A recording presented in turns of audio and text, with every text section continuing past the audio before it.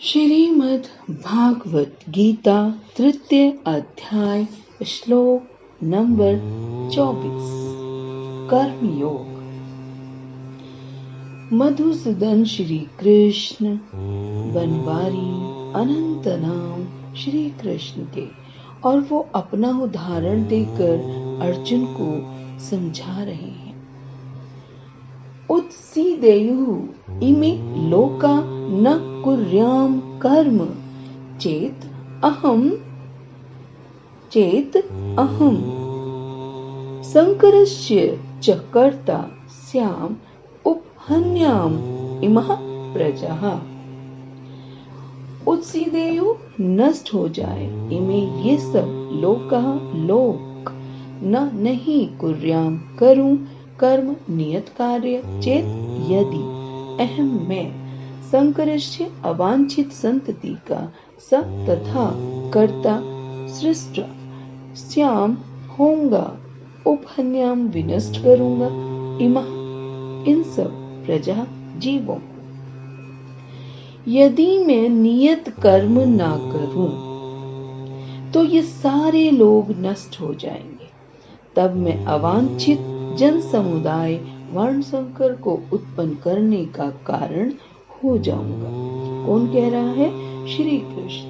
और इस तरह संपूर्ण प्राणियों की शांति का विनाशक बनूंगा। वर्ण संकर यानी जन समुदाय अवांछित जन समुदाय है जो सामान्य समाज की शांति को भंग करता है, यानी जिसको कहेंगे कि जो एक स्वस्थ समाज की तरफ नहीं इशारा है भगवान का, एक ऐसे जन समुदाय की तरफ कि जो शांति को भंग करने वाला। इस सामाजिक अशांति को रोकने के लिए अनेक विधि विधान हैं, जिनके द्वारा स्वतः ही जनता आध्यात्मिक प्रगति के लिए शांत तथा सुव्यवस्थित हो जाती है। जब भगवान कृष्ण अवतरित होते हैं तो स्वाभाविक है कि वे ऐसे महत्वपूर्ण कार्यों की प्रतिष्ठा तथा अनिवार्यता बनाए रखने के लिए इन विधि विधानों के अनुसार आचरण करते हैं। भगवान समस्त जीवों के पिता हैं। यदि ये जीव पथ भ्रष्ट हो जाए तो अप्रत्यक्ष रूप में यह उत्तरदायित्व उन्हीं का है। अतः जब भी विधि विधानों का अनादर होता है तो भगवान स्वयं समाज को सुधारने के लिए अवतरित होते हैं। किंतु हमें ध्यान देना होगा कि यद्यपि हमें भगवान के पद चिन्हों का अनुसरण करना है, तो भी हम उनका अनुकरण नहीं कर सकते। अनुसरण और अनुकरण एक से नहीं होते। हम गोवर्धन पर्वत उठाकर भगवान का अनुकरण नहीं कर सकते, जो कि भगवान ने अपने बाल्यकाल में किया था। ऐसा कर पाना किसी मनुष्य के लिए संभव नहीं। हमें उनके उपदेशों का पालन करना चाहिए, किंतु किसी भी समय हमें उनका अनुकरण नहीं करना है। यह श्रीमद् भागवत गीता में इसकी पुष्टि की गई। न तत्सम आचरेत जातु मनसापि हयमीश्वरः विनश्य अत्याचरण मौ अद्याथ रुद्रो अविधजम विषम। ईश्वराणां वचः सत्यं तथैव आचरितम् क्वचित् तेषां यत् स्ववचो युक्तं बुद्धिं अंस्ततः सम आचरेत्। मनुष्य को भगवान तथा उनके द्वारा शक्ति प्रदत्त सेवकों के उपदेशों का मात्र पालन करना चाहिए। उनके उपदेश हमारे लिए अच्छे हैं और कोई भी बुद्धिमान पुरुष बताई गई विधि से उनको कार्यान्वित करेगा। फिर भी मनुष्य को सावधान रहना चाहिए कि वह उनके कार्यों का अनुकरण ना करे। उसे शिवजी के अनुकरण में विष का समुद्र नहीं पी लेना चाहिए। अब यही है कि उपदेशों का अनुसरण करना है। जो उन्होंने कार्य किए हैं वो हम कर ही नहीं सकते, हमारे पास इतनी शक्ति नहीं। ठीक है, जैसे शिव जी ने विष पिया और भगवान ने उसका कालिया नाग का वध किया। It's not possible for us. So हमने फॉलो क्या करना है, उनके जो बताए गए मार्ग पर, जो उनके उपदेश हैं, उन पर हमें चलना है। हमें सदैव ईश्वरों की या सूर्य तथा चंद्रमा की गतियों को वास्तव में नियंत्रित कर सकने वालों की स्थिति को श्रेष्ठ मानना चाहिए। ऐसी शक्ति के बिना कोई भी सर्वशक्तिमान ईश्वरों का अनुकरण नहीं कर सकता। शिव जी ने सागर तक के विष का पान कर लिया, किंतु यदि कोई सामान्य व्यक्ति विष की एक बूंद भी पीने का प्रयत्न करे या यत्न करेगा तो वह मर जाएगा। शिव जी के अनेक छद्म भक्त हैं जो गांजा तथा ऐसी ही अन्य मादक वस्तुओं का सेवन करते रहते हैं, किंतु वे यह भूल जाते हैं कि इस प्रकार शिव जी का अनुकरण करके वे अपनी मृत्यु को निकट बुला रहे हैं। इसी प्रकार भगवान कृष्ण के भी अनेक छद्म भक्त हैं जो भगवान की रासलीला या प्रेम नृत्य का अनुकरण करना चाहते हैं, किंतु ये भूल जाते हैं कि वे गोवर्धन पर्वत को धारण नहीं कर सकते।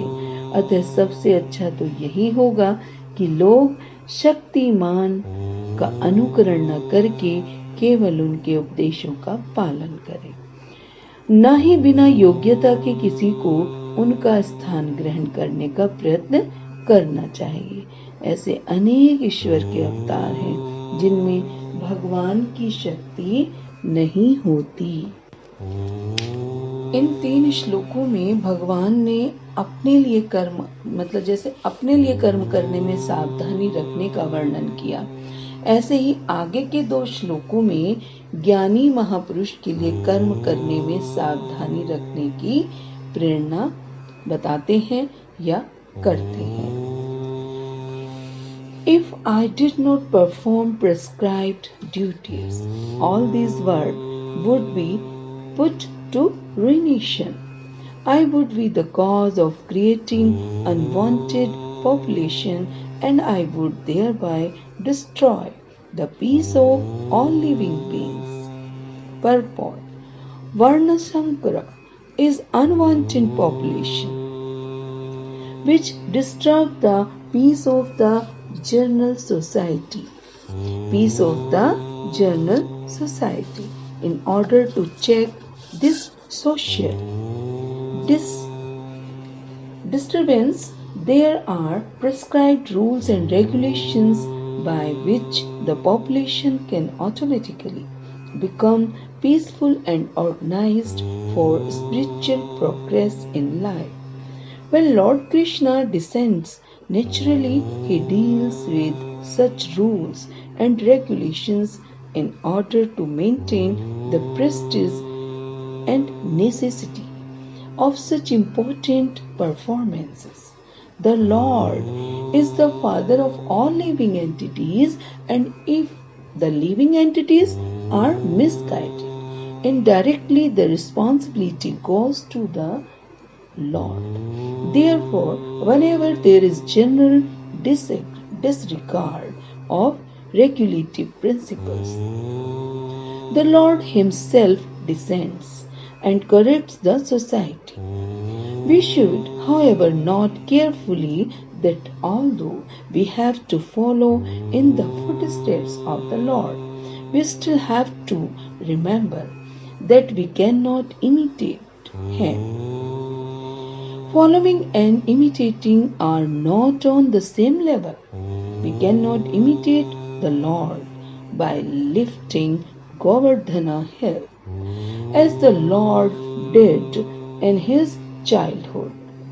It is impossible for any human being. We have to follow his instructions, but we may not imitate him at any time. The Srimad Bhagavatam affirms, Na tatsam achrejetu manasvi hayanishvaraha vinasyatyacharana moedya adhyat rudroe divizam visham ईश्वराणां वचः सत्यं तथैव आचरितं क्वचित् तेषां यत् स्ववचोयुक्तं बुद्धिम् आस्तत् समाचरेत्. One should simply follow the instructions of the Lord and His empowered servants. Their instructions are all good for us, and any intelligent person will perform them as instructed. However, one should guard against try to imitate their actions. One should not try to drink the oceans of poison in imitation of Lord Shiva. We should always consider the position of the Ishvara, or those who can actually control the movements of the sun and moon, as superiors. Without such power, one cannot imitate the Ishvara, who are supreme, who are the super powerful. Lord Shiva drank poison to the extent of swallowing an ocean. But if any common man tries to drink even a fragment of such poison, he will be killed. There are many Paisidu devotees of Lord Shiva who want to indulge in smoking ganja and similar intoxicating drugs, forgetting that by so imitating the acts of Lord Shiva, they are calling death very near. Similarly, there are some Paisidu devotees of Lord Krishna who prefer to imitate the Lord in his Ras Leela or dance of love, forgetting their inability to lift Govardhana hill. It is best, therefore, that one not try to imitate the powerful, but simply follow their instructions, nor should one try to occupy their posts without qualification. There are so many incarnations of God without the power of Supreme Godhead. Shrimad